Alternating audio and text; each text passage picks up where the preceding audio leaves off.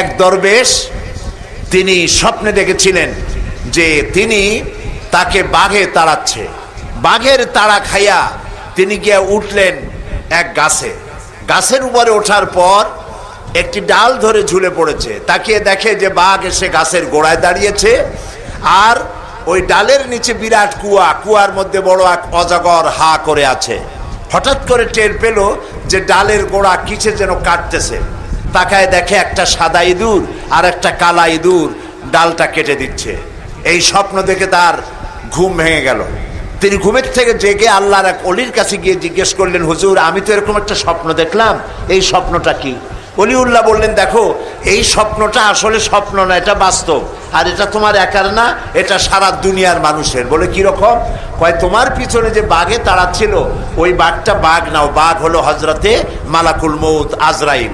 তুমি যে গাছে উঠে ঝুলে পড়েছিলা যে ডালে, ওই ডালটা তোমার হায়াত।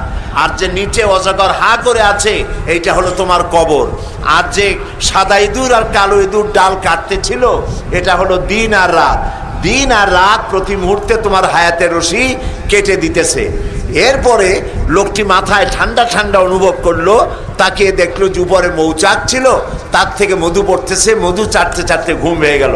বলল, এই যে তুমি মৌতের ভয় ভুলে গেলা, ডাল কাটা ভয় ভুলে গেলা, বাঘের ভয় ভুলে গেলে, মধু চাটতে চাটতে এই জিনিসটা কি জানো? বলে না, জানি না। বলে এইটা হলো তোমার স্ত্রী, এটা তোমার সম্পদ, এটা তোমার ক্ষমতা, এটা তোমার মাল, এটা তোমার জমি জমা ইত্যাদির মহব্বতে তুমি যে মরবা এই জিনিসটা তুমি ভুলে গেছো।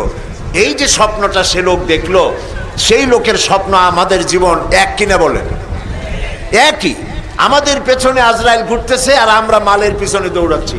আমরা আমাদের হায়াত প্রতি মুহূর্তে কাটতেছে আর আমরা প্রতি মুহূর্তে এগিয়ে যাচ্ছি মৃত্যুর দিকে, আমরা টের পাচ্ছি না।